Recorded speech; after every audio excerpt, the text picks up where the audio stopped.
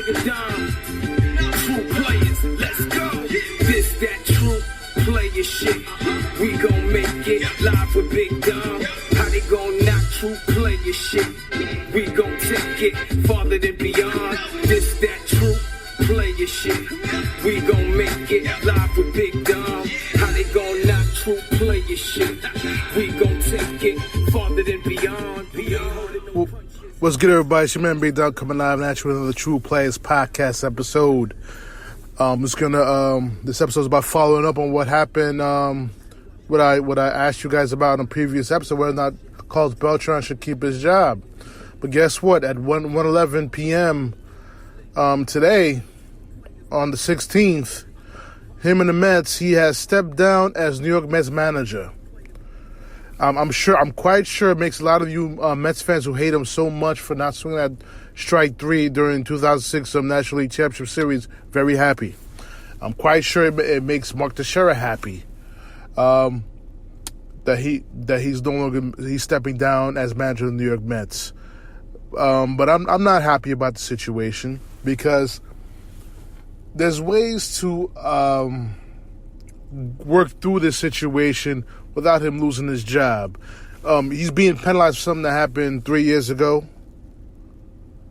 Not even 3 years ago, probably 3 years ago, and on a different team.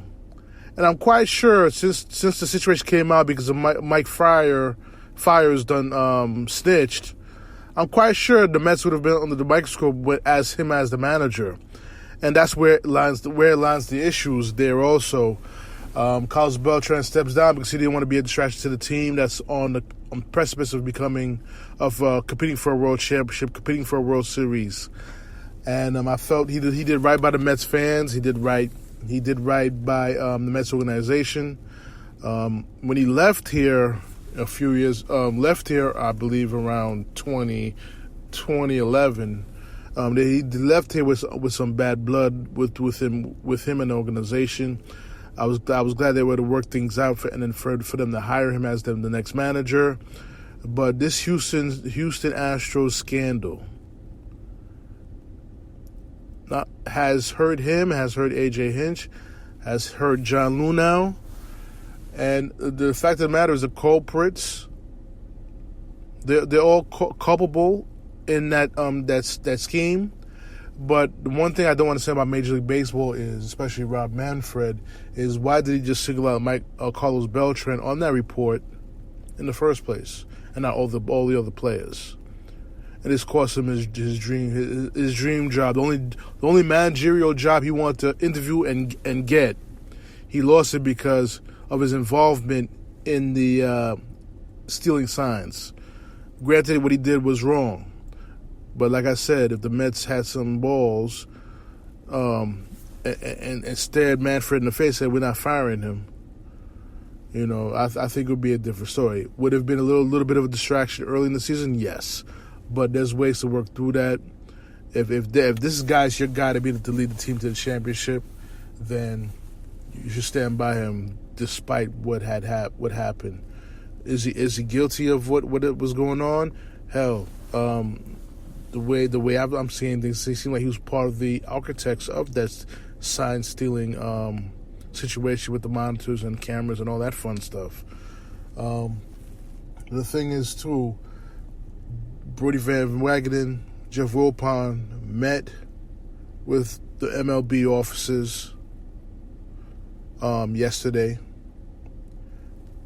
I assume they got all the evidence that Major League Baseball had on Carlos Beltran, and then came back to Port St. Lucie after Beltran had spoken with the staff about getting prepared for spring training, and they came up with this solution to solve a problem, solve this distraction, and thus making Beltran step down. Now, for all you guys who didn't like Beltran's hiring as a manager, for you guys yelling and screaming about how we should have signed Joe Girardi as our manager. Joe Girardi is the manager of the Philadelphia Phillies. We can't cry about that anymore. He has a job. But now, where do the Mets go from here now? It's through 3 weeks before spring training, 3 weeks before pitchers and catchers report. Who's going to be the next manager for this team?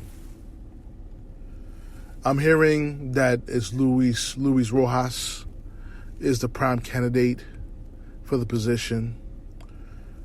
But if you're going to go, since Beltran stepped down or he was let go, whatever you want to call it, now is the time, since the team is on the cusp of competing for a championship, you have to go with the veteran guy. Have to. Let's not play around with this anymore. Get a veteran guy in here.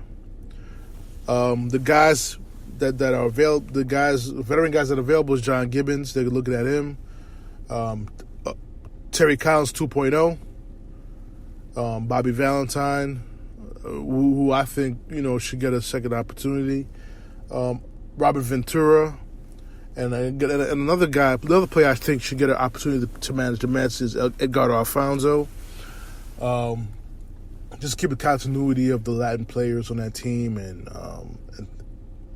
things like that.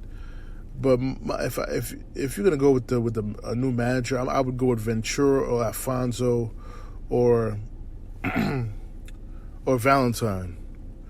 You keep Luis Rojas right where he is, and then go from there. Eduardo Perez, another guy that I would definitely take a look at, but he may have a choice to pick between Boston and Houston right now, about who he wants to manage. So he may be off the block anyway. But it's funny how these burner. Now you have burner Twitter accounts from a woman who claims to be Carlos Beltran's niece, who announced that he was going to step down. And come to find out, she'll quote unquote said a lot of things that Altuve had cheated during the this past postseason when he hit that home run off Aroldis Chapman. But come to find out, the Beltran family confirmed that she's not a relative, so therefore it turns out to be a burner Twitter account. So, like I said, it's a sad day for the Mets. But like Keith tweeted, it's an unfortunate situation. But you still got a good team, a good lineup, a bullpen that could be very good. You got a great starting rotation, and the National League East is weakened because the Philadelphia Phillies lost guys in their lineup, and also the Atlanta Braves lost players in their lineup. So they kind of like coming back to the pack. So we'll see what happens, guys. For you guys who are Carlos Beltran fans, I feel for you guys. You know what I'm saying? I just feel for you guys because we lost a good baseball mind, due to the scandal of the Houston Astros. But the one thing I didn't like how Alex Cora threw him under the bus. I did see the video of that press conference when the Yankees played the Red Sox this year. I was able to YouTube it, and I was like, "Come on, man! And that's supposed to be your boy." Knowing that it possibly could be an investigation in regards to that, that's fucked up. That's fucked up. Too many snitching going on in sports altogether. But the key factor is that no team should be stealing signs. Use Apple Watches to do it. Baseball should be a clean sport, And that's hopefully we'll make clean up the sport of baseball, the game that I love, the game that I played, and we get back to just playing good baseball, competing for having great baseball games, great series, and things like that.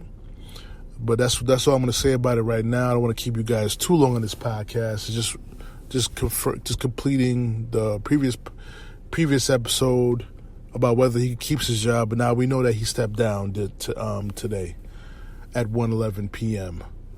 after speaking with Jeff and Brody Van Wagenen.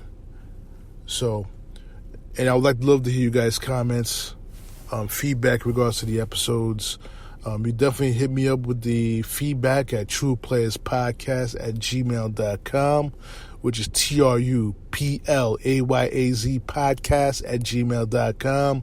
Listen to the podcast on Joy G Radio, Spotify, SoundCloud, TuneIn Radio, iHeartRadio, Spreaker app, Anchor app, Spotify, Google Podcasts, Apple Podcasts. It's your man Big Dom. I'm going to sign off tonight. I'll hit you guys with another episode. We're going to talk about the previewing the AFC and NFC Championship games. I'll have that podcast up for you either Friday or early Saturday. All right? It's your man Big Dom signing off. Have a good night, people.